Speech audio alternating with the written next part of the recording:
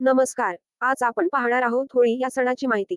अशा प्रकारच्या माहितीपूर्ण व्हिडिओ पाहण्यासाठी चॅनलला सबस्क्राईब करायला विसरू नका. होळी होळी हा भारतामध्ये उत्साहाने साजरा होणारा एक सण आहे. या सणाला होळी पौर्णिमा असेही संबोधले जाते. होलिकोत्सव, धुलिकोत्सव आणि रंगोत्सव म्हणजे होळी, धुळवड व रंगपंचमी अशी या उत्सवाची स्थाननिहाय विभागणी होते. तसेच काही ठिकाणी एकत्रितरित्या तो साजरा होतो. फाल्गुनी पौर्णिमापासून ते पंचमीपर्यंत 2 दिवस ते 5 दिवस हा उत्सव साजरा केला जातो. आता आपण पाहू विविध प्रांतातील नावे. या उत्सवाला होलिका दहन किंवा होळी, शिमगा, हुताशनी महोत्सव, फागुन, दोलायात्रा, कामदहन अशा वेगवेगळ्या संज्ञा आहेत. कोकणात शिगमो किंवा शिगमा म्हणतात.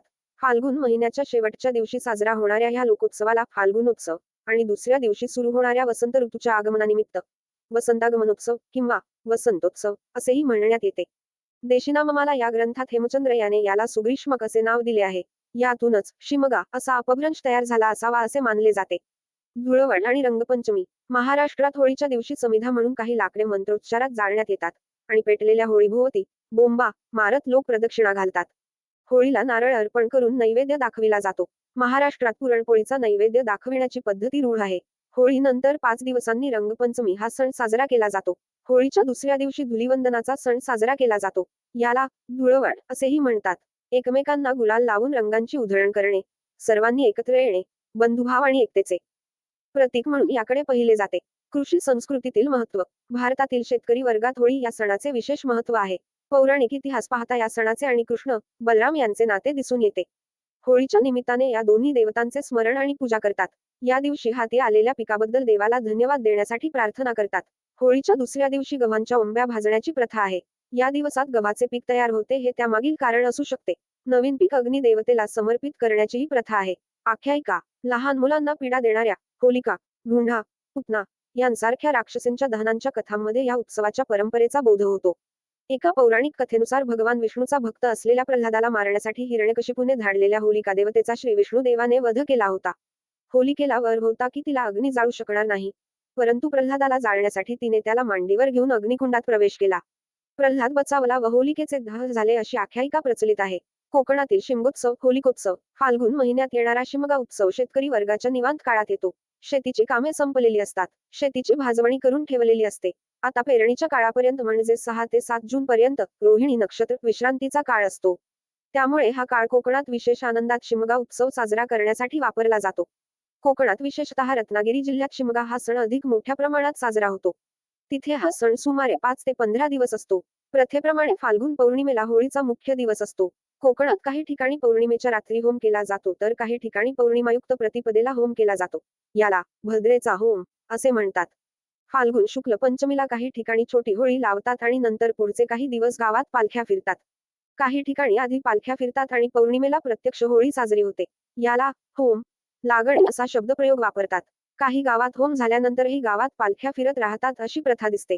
ग्रामदेवतेच्या मुख्य मंदिरासमोर पहिला होम लावायचा मान असतो. हा होम झाल्यावर त्यातील निखारा किंवा राख घेऊन जातात व त्यावर गावातील ठिकठिकाणी होळी पेटवतात. होल्टा होम. कोकणात चिपळूण तालुक्यात सावर्डे येथे होल्टा होम प्रकार केला जातो. होळीच्या होमाच्या आदल्या दिवशी नैसर्गिक चंद्राच्या प्रकाशात मानकरी हा प्रकार खेळतात.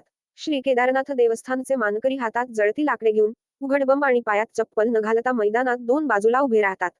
2 बाजूला उभे असलेले मानकरी एकमेकांवर ही जळती लाकडे फेकतात. असा खेळ काही वेळ खेळला जातो. यामध्ये कोणाला इजा होत नाही हा याचा विशेष म्हणावा लागेल. कोकणात असू येथे होळीच्या सणाचा आनंद वेगवेगळ्या प्रकारे लुटतात. होळी अतिशय सुंदररित्या सजवतात. रांगोळ्या काढतात. पताका लावतात. फुलांची सजावट करतात. होळीची पूजा करून होळी भोवती फेर धरून लोकगीते म्हणतात. होळीच्या दिवशी बाहुला बाहुलीचे लग्न लावण्याची प्रथा आहे. त्यात संपूर्ण गाव सामील होते. वरात, मंगलाष्टके, आहेर, अल्पोपहार अशी धमाल असते. किनाऱ्यावरील बंदरांवर होणारा शिमगा कोकणाला लाभलेली समृद्ध किनारपट्टी आणि तिथे शतकानुशतके राहणारे कोळी बांधव आणि त्यांची कुटुंबे शिमगा उत्सवाच्या दुसऱ्या दिवशी आपापल्या होड्यांची पूजा करतात. मासेमारीसाठी पुरुष समुद्रावर जातात पण होळीच्या दुसऱ्या दिवशी मात्र होडीवर जायचा मान घरच्या स्त्रियांनाही मिळतो. म्हणून स्त्रियांसाठी हा विशेष उत्सवाचा दिवस असतो. या दिवशी पूजेचे सामान, फळे, खाद्यपदार्थ असे सगळे सामान सोबत घेऊन पारंपरिक वेशात कुटुंबीय होडीवर जातात. काही लोक होडी समुद्रात नांगरून पूजा करतात तर काही समुद्रात होडीतून फेरी मारत मारत होडीत पूजा करतात. कलश स्थापून घरातल्या देवीच्या टाकाचे पूजन होडीवर मध्यभागी करतात. त्यानंतर पारंपरिक नृत्य, गाणी, एकत्र जेवण असा आनंदाचा उत्सवही साजरा होतो. गावातील ग्रामदेवतेचे जे देवस्थान असते तिथले पुरुष सदस्य या काळात पालख्या घेऊन फिरतात. त्यासाठी गावातील घरे सजवली जातात. देवाच्या स्वागताची विशेष तयारी केलेली दिसते. महाप्रसादाचे आयोजन केले जाते. प्रत्येक गावची जी पालखी असते तिला सान असे म्हणतात.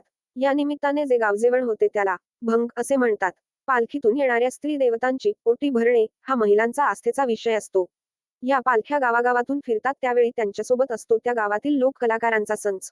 आपापल्या स्थानिक परंपरा सांभाळण्याचा समृद्ध वारसा एका पिढीकडून दुसऱ्या पिढीकडे अनेक दशके चालत आलेला दिसतो. नृत्याचे सादरीकरण हा शिमगा उत्सवातील अविभाज्य भाग. वेगवेगळी सोंगे धारण करून हे कलाकार लोकांचे मनोरंजन करताना दिसतात. काटखेळ, डेरा नृत्य, गौरीचा नाच, चवळी नृत्य, जाखडी नृत्य, पुरुष मंडळींनी स्त्रीवेश धारण करून केलेला तमाशा व त्यातील सवाल, जवाब, शंकासूर, नकटा यासारखे सोंगे असे विविध प्रकार या दरम्यान सादर केले जातात. ढोल, ताशाचे युवा पथक हेही अलीकडील काळातील आकर्षण दिसून येते. शिमगा सणापूर्वी गावातून या खेळांचा सराव केला जातो. लोकनृत्याला गीताची आणि वाद्यवादनाची पूरक साथही केली जाते. पारंपरिक वेशभूषा करून हे नृत्य सादर केले जाते. होमासाठी सुरमाडाचे झाड निवडले जाते. या झाडात देवतेचा वास असतो अशी कोकणात धारणा आहे. या झाडाची आधी पूजा केली जाते व नंतर ते तोडले जाते. होळी सणाची माहिती. होळी वसंत ऋतूमध्ये साजरा केला जाणारा एक महत्त्वाचा भारतीय आणि नेपाळी लोकांचा सण आहे. हा सण हिंदू पंचांगानुसार फाल्गुन महिन्याच्या पौर्णिमेला साजरा केला जातो. रंगांच्या या सणाला परंपरागतपणे 2 दिवस साजरा करतात. पहिल्या दिवशी होळी दहन केली जाते आणि दुसऱ्या दिवशी एकमेकांवर रंग उडवून रंगांची होळी खेळली जाते ज्याला धुलीवंदन असे म्हटले जाते. जसे प्रत्येक सणाची कहाणी आहे तसेच होळी साजरी करण्यामागे देखील एक प्राचीन इतिहास आहे. एक हिरण्यकश्यपू नावाचा राजा होता जो स्वतःला खूप बलवान समजायचा. स्वतःच्या अहंकारामुळे तो देवतांची घृणा करायचा तसेच त्याला देवांचा देव भगवान विष्णूचे नाव ऐकणे देखील पसंत नव्हते. परंतु त्याचा पुत्र प्रल्हाद हा भगवान विष्णूचा परमभक्त होता आणि हे हिरण्यकश्यपूला अजिबात पसंत नव्हते. तो वेगवेगळ्या प्रकारे त्याला घाबरवण्याचा प्रयत्न करत असे जेणेकरून पुत्र प्रल्हाद भगवान विष्णूची उपासना करणे सोडून देईल. परंतु भक्त प्रल्हाद त्यांना न डगमगता त्याच्या भगवान विष्णूच्या भक्तीत लीन होत असे. या सगळ्याला कंटाळून राजाने एक योजना बनवली आणि त्यानुसार आपली बहीण होलिका जिला वरदान मिळाले होते की ती आगीवर विजय प्राप्त करू शकते तसेच कोणतीही आग तिला जाळू शकत नाही. राजाने होलिकेला भक्त प्रल्हादला घेऊन अग्नीच्या चितेवर बसण्यास सांगितले. प्रल्हाद आपल्या आत्यासोबत अग्नीच्या चितेवर बसला व भगवान विष्णूच्या नामस्मरणात लीन झाला आणि थोड्याच वेळात होलिका जळायला लागली आणि एक आकाशवाणी झाली आणि ज्यानुसार होलिकेला आठवलं की तिला वरदानात असेही सांगितले होते की ज्यावेळी ती तिच्या वरदानाचा दुरुपयोग करेल तेव्हा ती स्वतः जळून राख होईल. भक्त प्रल्हादला अग्नी काहीही करू शकली नाही मात्र होलिका त्या अग्नीत जळून भस्म झाली. अशा प्रकारे त्या दिवशी लोकांनी उत्सव साजरा केला आणि तो दिवस होळी दहन म्हणून ओळखू लागले. दुसऱ्या दिवशी रंगाने हा सण उत्सवात साजरा करू लागले. होळी कशी साजरी केली जाते? होळी संपूर्ण भारतात साजरी केली जाते परंतु उत्तर भारतात जास्त उत्साहात साजरी केली जाते. होळीचा हा सण पाहण्यासाठी लोक व्रज, वृंदावन, गोकुळ अशा ठिकाणी जातात. आणि या ठिकाणी होळी देखील बरेच दिवस साजरी केली जाते. व्रजला होळीच्या दिवशी पुरुष महिलेला रंग लावतात आणि महिला पुरुषांना काठीने मारतात. ही उत्तर भारतातील एक प्रसिद्ध प्रथा आहे जी पाहण्यासाठी लोक खास करून व्रजला जातात. बऱ्याच ठिकाणी फुलांनी होळी खेळली जाते आणि नाच गाण्यांसोबत एकमेकांना भेटून आनंदाने सण साजरा करतात. मध्य भारत तसेच महाराष्ट्रात रंगपंचमीला अधिक महत्त्व आहे. इथे लोक टोळी बनवून एकमेकांच्या घरी जाऊन गुलालाने एकमेकांना रंगवतात आणि म्हणतात, बुरा ना मानो होली है. उत्तर भारतातील इंदोर शहरात होळी अनोख्या प्रकारे साजरी केली जाते आणि इथे होळीची एक वेगळीच शान आहे.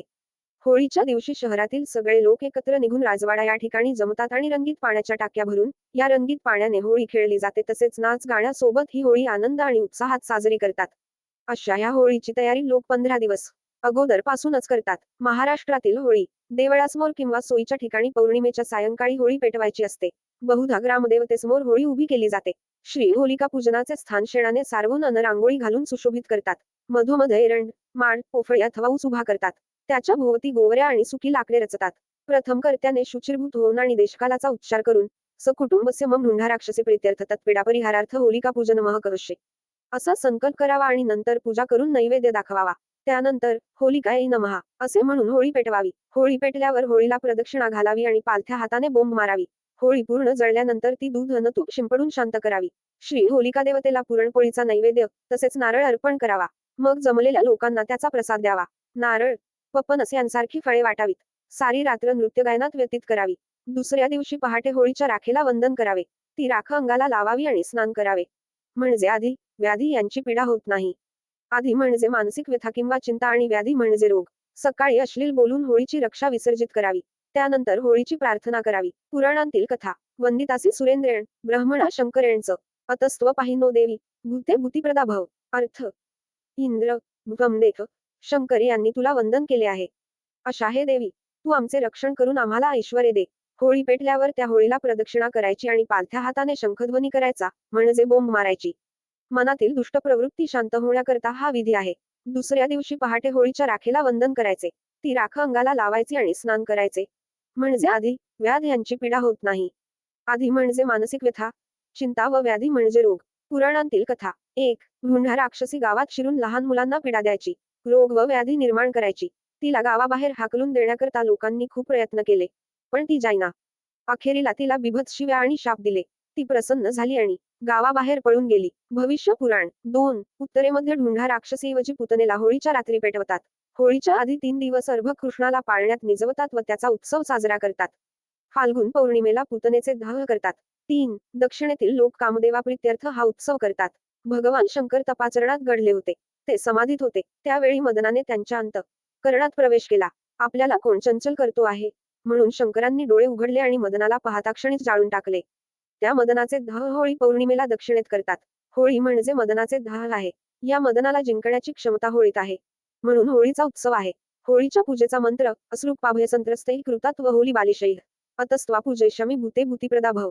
होलिका मलमासांत होत नाही. ही फाल्गुनी पौर्णिमा मनवादीही आहे. ती तर मनवादी श्राद्धाविषय पूर्वाहणव्यापिनी घ्यावी. फाल्गुन मलमास असता मनवादी श्राद्ध दोन्ही मासांत करावे, असे पूर्वी सांगितले आहे. कृत्यचिंतामणींत ब्रह्मपुराणात फाल्गुनी पौर्णिमेस मनुष्याने नियमित होऊन गोविंद पुरुषोत्तमाला दोलेंत बसवून त्याला झोंपी काढून त्याचे दर्शन घेतल्याने तो मनुष्य वैकुंठास जाईल. होळीचा पूजाविधी. देशकालादिकांचा उच्चार केल्यावर सकुटुंबस्य मम ढुंढा राक्षसी प्रीत्यर्थ तत्पीडा परिहारार्थ होलिका पूजन मह करुष्ये असा संकल्प करून वाळलेली लाकडे व गोवऱ्या यांची रास करावी आणि ती विस्तवाने पेटल्यावर अस्माभिर्मयसंत्रस्तैः कृतात व होलिकेयतः अतस्त्वा पूजयिष्यामि भूते भूतिप्रदा भव या पूजा मंत्राने श्रीहोलिकायै नमः श्रीहोलिका आवाहयामी असे आवाहन केल्यानंतर होलिकायै नमः या वाक्याने आसन, पाद्य वगैरे षोडशोपचार देऊन पेटलेल्या अग्नीला 3 प्रदक्षिणा घालाव्या. गायन, वादन, हास्य व मनःपूत बडबड ही सर्वांनी निःशंकपणे करावीत. या बाबतीत ज्योतिर्निबंध ग्रंथात असे सांगितले आहे की शुद्ध पंचमीपासून वद्य पंचमीपर्यंतच्या ज्या तिथी पुण्यदायक आहेत, त्यातल्या 10 तिथी उत्तम असून अनंत पुण्यकारक आहेत. या दिवसात लाकडाची चोरी करून ती लाकडे पुनवेला चांडाळ अथवा बाळंतीण यांच्या घरातून बालकाकडून आणविलेल्या विस्तवाने पेटवावीत. होळी गावाबाहेर अथवा गावात करावी. राजाने वाद्य वाजविल्यावर स्नान करून शुचिर्भूत व्हावे आणि पुण्याहवाचन केल्यावर पुष्कळ दह्य देऊन होळी पेटवावी. नंतर दुधातुपाने ती विझवून नारळ व महाळुंगे वाटावीत. ती रात्र गायन, वादन, नृत्य वगैरेत लोक घालवितात. पेटलेल्या होळीला 3 प्रदक्षिणा घालून लोक शंखनाद बोंब करतात. बोंब मारणाऱ्याने ती दुष्टा राक्षसी तृप्त व्हावी असा लोकांचा त्यात उद्देश असतो. रात्री याप्रमाणे होळीचा उत्सव केल्यानंतर प्रतिपदेच्या सकाळी पतिताला पाहून जो स्नान करतो, त्याचा पापनाश होऊन आदिव्याधींच्या पीडेपासून तो मुक्त होतो. रोजचे आवश्यक कर्मे करून पितृतर्पण केल्यावर होळीच्या राखेला सर्व दुष्फलांचा निराश होण्यासाठी जे वंदन करावे, त्याचा मंत्र असा. वंदितासी सुरेंद्रेण ब्रह्मणा शंकरेणच अतस्त्व पाहिनो देवी भूते भूतिप्रदा भव. होळीचा दिवस आणि तिच्या पुढचा करी नावाचा दिवस हे शुभ कार्याला वज्य करावेत.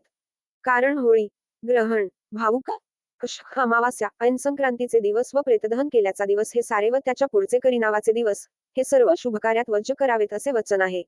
ग्रहण, अयन, संक्रांती व प्रेतदहनाचा दिवस यात मध्यरात्रीच्या विभागाने पूर्वदिवस व करीदिवस यांचा निर्णय समजावा. फाल्गुनी पुनवेला मनुष्याने व्रतस्थ राहून पुरुषोत्तम गोविंदाला झोपाळ्यावर झोके द्यावेत व त्याचे दर्शन घ्यावे, म्हणजे त्याला वैकुंठ प्राप्ती होते. तर ही होती होळी या सणाची संपूर्ण माहिती. ही माहिती नक्कीच आपल्यासाठी महत्त्वपूर्ण ठरेल. आपल्याला ही माहिती आवडल्यास लाईक करा आणि इतरांना शेअर करा. भेटूया पुढील व्हिडिओमध्ये. धन्यवाद.